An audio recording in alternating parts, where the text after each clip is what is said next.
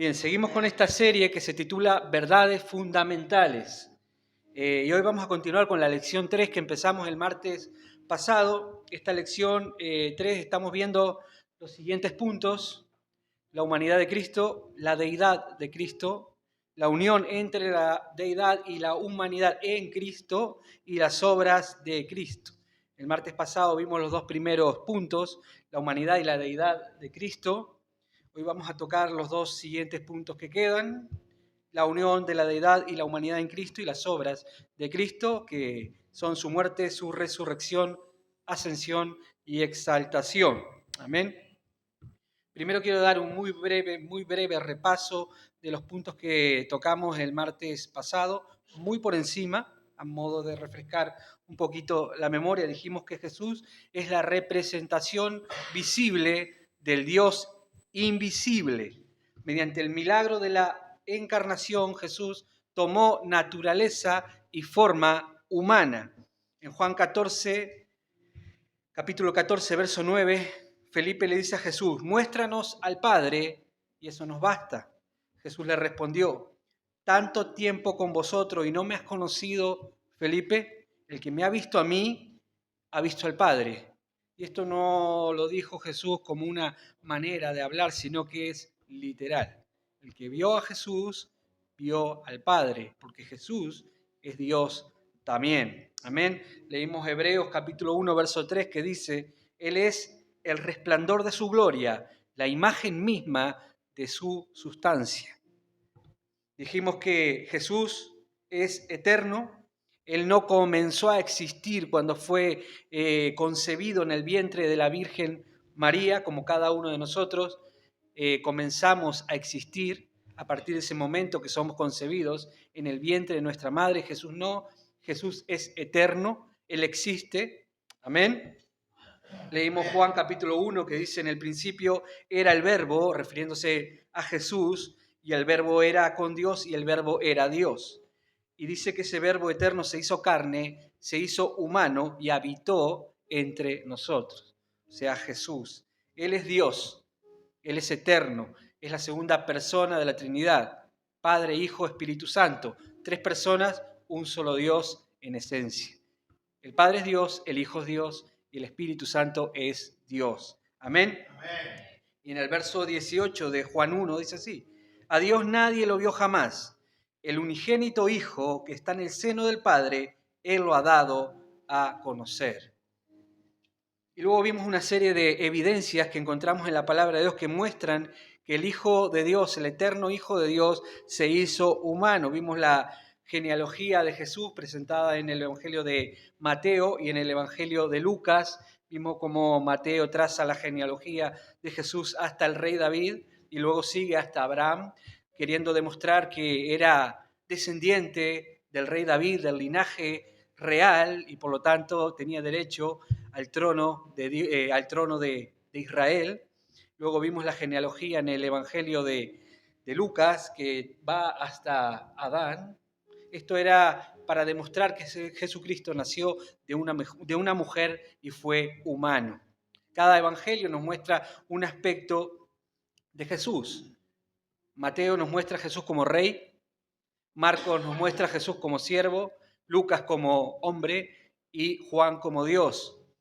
Amén. Por eso el Evangelio de Juan no tiene genealogía, porque Dios no tiene genealogía. Y el Evangelio de Marcos tampoco tiene genealogía porque es presentado como siervo y a nadie le interesaba la genealogía de un esclavo o un siervo. Solo tiene Mateo y Lucas. Mateo lo presenta como rey de los judíos, amén, y Lucas como el hombre. Amén. Vimos también los nombres de Jesús, humanos. Jesús, que es el equivalente a Josué. Luego él fue llamado Emanuel, que significa Dios con nosotros. Vimos también que Jesús se despojó de su gloria, se vació de su gloria. Se usa la palabra en teología kenosis, que quiere decir vaciamiento. Él se vació de su gloria y vino en condición de humano. Leímos en Filipenses 2:5, dice: haya pues este sentir que hubo también en Cristo Jesús, el cual siendo en forma de Dios, no estimó el ser igual a Dios como cosa a la que aferrarse, sino que se despojó a sí mismo, tomando forma de siervo, hecho semejante a los hombres, y estando en condición de hombre, se humilló a sí mismo. Amén. Bien, dijimos que Jesús es hombre, nació de una mujer como cualquiera de nosotros, pero a la vez Jesús también es Dios. Y vimos algunas evidencias que apoyan esta verdad, de que Jesús es Dios, la deidad de Cristo. Vemos que Él ejerció derechos que solamente tiene Dios. Por ejemplo, Él recibió adoración, Él no se negó a ser adorado en ningún momento. Vimos que unas mujeres se postraron a sus pies y le adoraron. Vimos que cuando Él estaba caminando sobre las aguas, también se postraron ante Él y le adoraron, y Él no negó la adoración, porque Él es Dios. Él perdonó pecados y solo Dios puede perdonar pecados, pero como Jesús es Dios, Él puede perdonar pecados. Él resucitó a los muertos, Él ejerció el derecho a juzgar. Todos estos derechos son de Dios. Amén. Pero como Jesús es Dios, Él pudo ejercer todos estos derechos. Jesús no solamente es hombre, sino que también es Dios. Mencionamos también que Jesús es santo, nunca cometió pecado. Vimos el amor de Jesús expresado al mundo, el mismo amor de Dios expresado al mundo. Vimos también los atributos naturales de Dios en Jesús, la omnipresencia, la omnipotencia. Él es omnisciente también. Y vimos algunos versículos que apoyan esto. Y vimos también que Jesús mismo declaró su propia deidad. Dijo, el Padre y yo uno somos. También dijo, antes que Abraham fuese, yo soy. Él declaró que Él era. Amén. Y hasta aquí los puntos más importantes que tocamos el martes pasado, pero les animo a que vean el vídeo. Está toda la enseñanza subida en YouTube, pero quise mencionar estos puntos simplemente para refrescar un poquito la memoria. Ahora bien, como dijimos, vamos a tocar los siguientes dos puntos, que es la unión de la deidad y la humanidad en la persona de Jesucristo y las obras de Jesucristo. Primero, la unión de la deidad y la humanidad en Cristo. ¿Qué significa esto? Dijimos que Jesús es humano, pero también es divino. En Cristo se une lo divino y lo humano. A la pregunta de si Cristo es humano, respondemos sí. Y a la pregunta de que si Cristo es Dios, también podemos responder que sí. Amén. Él es hombre y Él es Dios. Las dos cosas. No es ni hombre ni Dios, es hombre y Dios. Primero debemos recordar que esto es un misterio que no podemos comprender en su totalidad con nuestra mente finita. Lo debemos aceptar en parte por fe y debemos aceptar también las evidencias que muestra la palabra de Dios. Amén. Aunque nos cueste asimilarlas. Ahora, hubo mucha controversia en cuanto a esta doctrina de la encarnación de Jesucristo en los primeros años de la Iglesia. Se hacían la siguiente pregunta, que produjo mucha especulación. ¿Cómo es posible que el Hijo de Dios eterno, quien está en igualdad de posición con el Padre y es de la misma sustancia que el Padre, fuera hecho carne humana, ser humano como nosotros? Algunas personas trataron de explicar la encarnación y subrayaron tanto la humanidad de Jesús que prácticamente negaron su divinidad o su deidad. Muchas personas hicieron lo contrario, subrayaron tanto su deidad hasta el punto de casi negar su humanidad. Y no podemos negar ni la una ni la otra, porque Cristo es todo Dios y es todo hombre. Con el tiempo los líderes de la iglesia primitiva llegaron a una definición de la encarnación que aún hoy en día se considera básica para nuestra fe cristiana. Esta definición fue tomada en el año 450 después de Cristo en un concilio llamado el Concilio de Calcedonia. Se llama así porque fue celebrado en la ciudad de Calcedonia, en Asia Menor, donde hoy es la actual Turquía. Y vamos a prestar atención a esta definición, a estas palabras. Dice así, llegaron a esta definición ahí en ese concilio. Dice así, nuestro Señor Jesucristo fue verdadero Dios y verdadero hombre, de la misma sustancia con el Padre en todas las cosas que pertenecen a su divinidad, pero en su humanidad en todas las cosas que pertenecen a nosotros, excepto en el pecado. Por tanto, a Jesús se le conoce en dos naturalezas, la divina y la humana. Las naturalezas son distintas una de otra. Esta distinción no es destruida por la unión, por su unión, sino que mantienen las características singulares de cada una. Jesús es Dios y es hombre. Amén. Ahora, esta definición no elimina el misterio de la encarnación. Podemos compartir el asombro del apóstol Pablo cuando declara en 1 de Timoteo 3:16, que dice: grande es el misterio de la piedad. Dios fue manifestado en carne. Es grande ese misterio. No podemos comprenderlo en su totalidad con nuestra mente finita.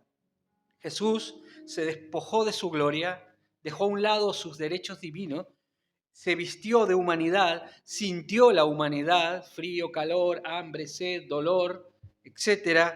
Le agregó la naturaleza humana a su propia naturaleza, pero en ningún momento él dejó de ser Dios. Amén. Nunca renunció a su divinidad. Son aspectos de Dios que escapan a nuestra comprensión. Pero bueno, tenemos evidencia bíblica que podemos ir asimilando. ¿Amén? Esta hermosa doctrina de la encarnación nos muestra el profundo amor que tiene Dios por el ser humano. Él adoptó naturaleza humana y esa naturaleza humana la adoptó para siempre. Aún Él sigue siendo Dios y sigue siendo hombre. Él está en el cielo y dice la palabra que Él intercede por nosotros en condición de hombre. Jesús, como hombre, nos comprende. Cuando nos sentimos tristes, Él sabe, porque Él pasó por la tristeza. ¿Sabes lo que es la tristeza? Dice, mi alma está triste hasta la muerte. Cuando sentimos dolor físico, Él nos comprende porque Él sintió el mismo dolor en su cuerpo. Cuando estamos preocupados, cuando estamos ansiosos, cuando somos tentados, Él nos entiende porque Él mismo fue tentado. Amén. Por eso Él puede interceder por nosotros. Esto es más glorioso y maravilloso de lo que nosotros podemos comprender o imaginar. El Hijo encarnado une la verdadera deidad y la verdadera humanidad en un ser personal. Este es Jesús, nuestro Salvador. Ahora, ¿cuáles son las razones o algunas de las razones por qué de la encarnación? Amén. ¿Por qué Jesús se hizo hombre, se hizo humano? Primero, porque Dios, como Dios, no puede morir. Amén. Era necesario un sacrificio limpio, santo, inmaculado por el pecado. Amén. Y puesto que toda la humanidad, sin excepción, es pecaminosa, Dios se hizo carne para proveer ese sacrificio perfecto por nuestros pecados. Dios se sacrificó a sí mismo, delante de Él mismo, en la persona de Jesús. Amén. De esta manera, la gloria es solo para Él. Dice la palabra que Él no comparte la gloria con nadie.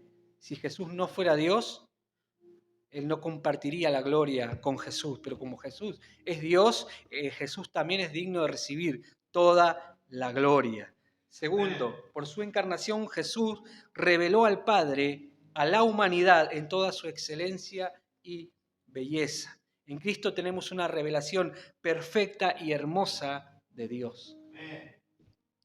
Tercero, al hacerse carne, humano, el Señor nos proveyó de un ejemplo a seguir.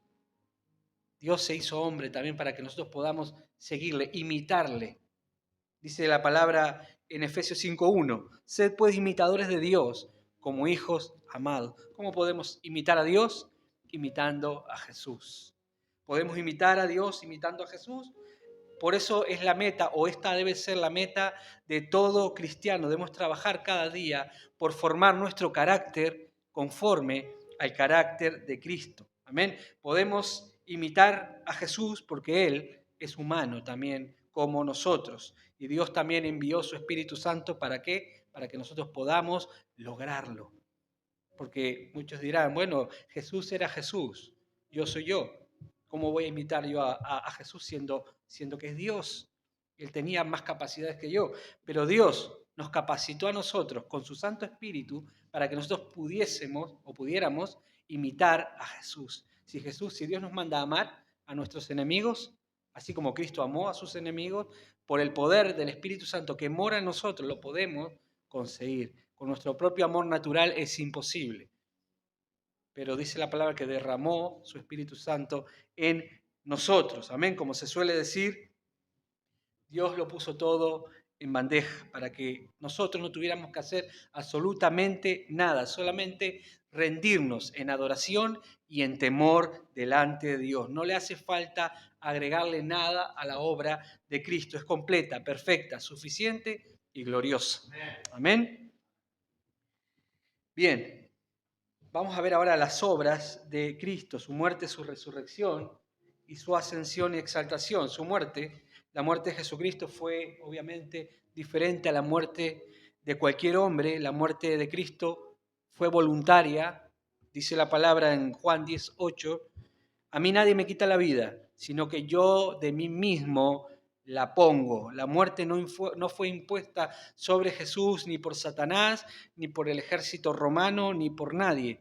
Más bien, Jesús aceptó la muerte como parte del plan de salvación que tenía Dios para la humanidad. Jesús pagó el precio por nuestro pecado. Amén. La paga por el pecado es la separación de Dios y la condenación eterna, dice la palabra. Al morir en la cruz, Jesús experimentó esa separación de Dios. Él exclamó en Marcos 15:14, Dios mío, ¿por qué me has desamparado? Con esta obra Jesús apaciguó, la ira de Dios por nuestro pecado. Toda la justicia divina cayó ahí sobre Jesús en la cruz. Cristo hizo expiación por nuestros pecados. Él puso su vida en sustitución por la nuestra. Alguien tenía que pagar. Dios no podía pasar por alto su justicia. El hombre pecó y debía pagar por su pecado. Y dice la palabra que la paga del pecado es muerte. El hombre era digno de muerte, de condenación. Amén. Vemos que Jesús tomó nuestro lugar, se puso delante de Dios, dijo, castígame a mí, derrama tu ira sobre mí. Él tomó nuestro lugar. En Cristo ya no somos condenados. La deuda que teníamos con Dios fue pagada en la cruz por Cristo. Ahora estamos en paz con Dios. Si estamos en Cristo, estamos en paz con Dios. Podemos acercarnos a través de Jesús con toda confianza al trono de Dios. Amén. Pero claro, el hombre debe creer en este sacrificio, en esta obra. No todos se benefician de este sacrificio de Jesucristo. La palabra dice, arrepentidos y creed en el Evangelio. Amén. Nosotros somos privilegiados porque hemos creído en la obra de Jesucristo en la cruz del Calvario. Fuimos limpiados por su sangre. Podemos decir que tenemos vida eterna. Amén. Ahora, la muerte de Cristo también tiene una aplicación práctica para nuestra vida. Gálatas 2:20 dice, con Cristo estoy juntamente crucificado. En Gálatas 5:24 dice, los que son de Cristo han crucificado la carne con sus pasiones y deseos. Aquí está hablando de la crucifixión del yo, es decir, de negarnos a satisfacer los deseos de nuestra naturaleza caída, amén, y hacer lo que a Dios le agrada. La crucifixión de Cristo se convierte en nuestra propia crucifixión, amén. Debemos orar para que Dios, por medio de su Espíritu Santo, cada día aplique el poder de la cruz sobre nuestros propios deseos pecaminosos, sobre nuestra naturaleza caída, esa naturaleza que nos arrastra cada día a hacer aquello que no agrada a Dios. Amén. Debemos vivir cada día por el Espíritu Santo, es decir, controlados, gobernados, guiados por su Santo Espíritu. El Espíritu Santo no es una fuerza, un poder o una energía, es una persona divina. También es Dios. Amén. Y mora dentro de nosotros. Nos guía, nos capacita, nos llena. Amén. Su resurrección, otra de las obras de Jesucristo. La obra de Cristo hubiera quedado incompleta y nuestra fe sería una fe vana si Jesucristo no hubiera resucitado, dice 1 Corintios 15:14. Y si Cristo no resucitó, vana es entonces nuestra predicación y vana también es nuestra fe. La resurrección de Cristo, por tanto, distingue al cristianismo de otras religiones y otras creencias. Ninguna religión puede proclamar que el sepulcro de su fundador está vacío. Ni Buda, ni Mahoma, ni otros han resucitado. Jesús sí resucitó. Amén. La resurrección de Cristo es el fundamento de nuestra fe. Sin resurrección, la muerte de Cristo no tendría ningún significado. La resurrección de Cristo demuestra que la obra de Cristo como sustituto por nuestro pecado fue aceptada por Dios. La resurrección de Cristo también confirma que Él era Dios. Dice Romanos 1:4, fue declarado Hijo de Dios con poder, según el Espíritu de Santidad, por la resurrección de entre los muertos. Por su resurrección Jesús se ha convertido en nuestro sumo sacerdote en la presencia de Dios.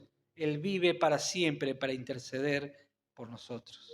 Amén. La resurrección es nuestra garantía también de que los que mueren en Cristo resucitarán de entre los muertos en el día de la resurrección. Por tanto, la resurrección fue la conclusión de la obra salvadora de Cristo, la cual había sido planificada desde la eternidad, pero llevada a cabo al entrar Dios en la humanidad por medio de la encarnación, o sea, cuando Dios se hizo carne. Ahí dio inicio al plan de salvación para la humanidad. No sé si lo estamos entendiendo. Amén. Son cosas difíciles de asimilar, las podemos entender, pero debemos meditar profundamente en estas cosas. Amén. Y por último, la ascensión y exaltación de Cristo. El Nuevo Testamento registra que a los 40 días de haber resucitado Cristo y haber ministrado durante ese tiempo, Cristo fue ascendido al cielo. Dice Hechos capítulo 1, verso 9, viéndolo ellos, fue alzado y lo recibió una nube que le ocultó de sus ojos. Jesús resucitó, fue llevado al cielo, se sentó a la diestra del trono de Dios, recibió la gloria y la majestad que tenía antes de venir a esta tierra, de hacerse humano. Dice Juan capítulo 17, palabras de Jesús, dice, yo te he glorificado en la tierra, he acabado la obra que me diste que hiciese. Ahora pues, Padre, glorifícame al lado tuyo, con aquella gloria que tuve contigo antes que el mundo fuese. Aquí vemos que Jesús no comenzó a existir cuando fue concebido en el vientre de la Virgen María. Él ya existía antes de la creación del mundo. Amén. Como leímos en Juan capítulo 1, en el principio, el verbo era Dios. Dios, Jesús, es eterno. Amén. Él ahora está presente espiritualmente en todos lados. Dice la palabra que donde 2 o 3 estén reunidos en su nombre, Él estará ahí en medio. Él es omnipresente. Él intercede por nosotros como humano delante de Dios. Dice la palabra que Él fue ascendido al cielo y repartió dones a los hombres. Ha enviado el Espíritu Santo que prometió antes de ascender. Os mando otro consolador, el Espíritu Santo. Él os guiará a toda verdad, dice la palabra. Como dije, todo lo hizo Dios. Ahora el llamado de Dios a los hombres es arrepentíos y creed en el Evangelio. El Evangelio es maravilloso, pero mucha gente no valora el Evangelio como lo que es porque no conocen realmente el Evangelio. Si estudiamos, profundizamos en el hecho de que Dios, el Dios creador, el Dios eterno, el que creó los cielos y la tierra, el Dios todopoderoso, se hizo hombre, se vistió de humanidad, murió en una cruz por nosotros. Eso es algo maravilloso, difícil que nos entre en nuestra cabeza. Amén. Pero debemos aceptarlo por fe. Cuando estemos en la presencia de Dios, toda duda se va a aclarar y le vamos a adorar, a glorificar mucho más de lo que hacemos hoy aquí en la tierra, porque quedaremos asombrados ante la majestad, el poder y la gloria de Dios. Pero debemos comenzar a adorarle aquí en la tierra. Mientras estamos en este mundo, debemos adorarle por lo que Él es, por lo que Él nos ha dado y por lo que Él ha hecho. Amén. Esas son las 3 razones por las cuales debemos adorar a Dios, por lo que Él es. Él es el Dios Todopoderoso, Creador del cielo y la tierra. Amén. Él nos ha dado salvación. Amén.